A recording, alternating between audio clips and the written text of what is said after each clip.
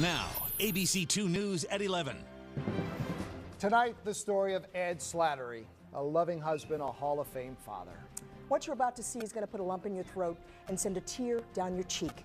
Good evening, I'm Kelly Swoop. And I'm Jamie Costello. The dancing has stopped on your TV, but the prayers will no doubt not stop. A tragedy that would have broken some has actually made one family's love grow even stronger.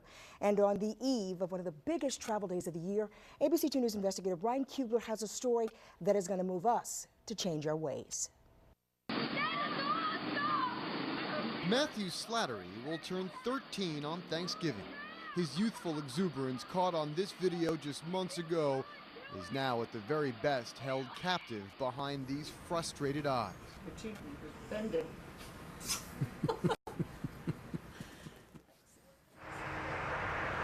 It was August 16th.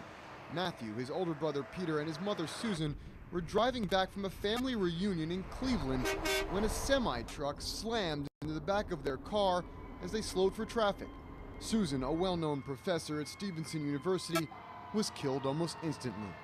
Peter was badly injured but stable. Matthew's doctors say he lost 80% of his blood and suffered a traumatic brain injury. Good job, buddy. See how long you can hold it. Hold it, hold it. Excellent. Nice. The pain may be just as evident in his father's eyes. Ed Slattery couldn't go on that trip to Ohio, yet his life was transported to a place he will never escape.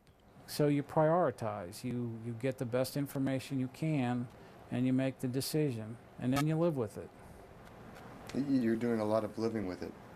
An awful lot of settling for. You settle for.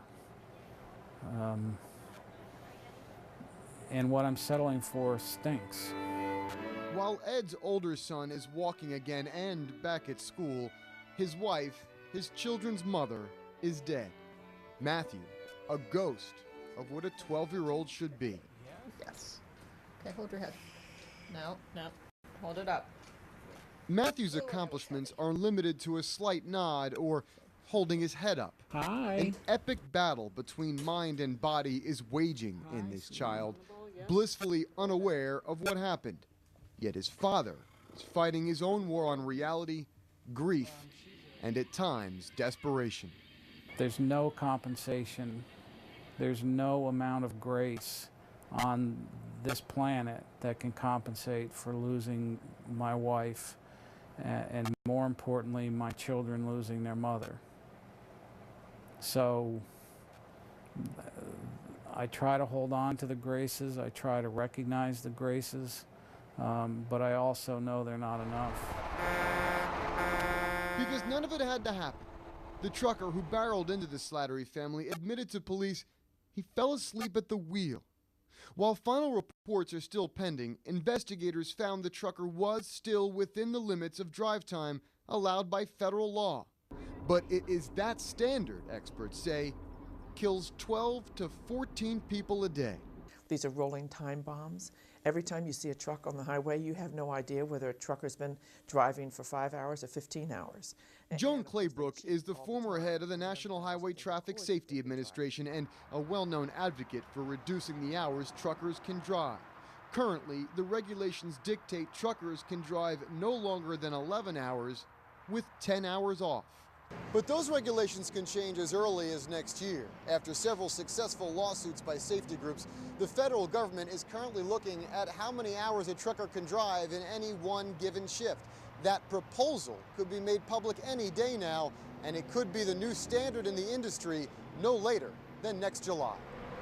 According to a study by the National Transportation Safety Board, upwards of 40% of truck fatalities are caused by fatigue. 5,000 Americans die each year. Claybrook's group doesn't blame the drivers themselves, but the pay-by-the-mile structure, she says, encourages going faster and driving longer. These are sweatshops rolling down the highway because the truck drivers don't have the control that they should, they don't get paid what they should, and so they work extra long hours and they exhaust themselves. And we're the people who are the victims. The American Truckers Association disagrees, saying the current driving regulations work for the most part and have resulted in a 20% decrease in fatal truck crashes last year.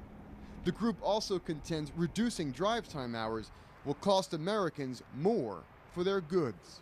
Go, go, go, go, go, go, go, go, go. Good job, honey. But the cost to Ed's family is quite literally more than he can bear. Big sigh. Big sigh. Yeah. That's a small price to pay because the price I'm paying,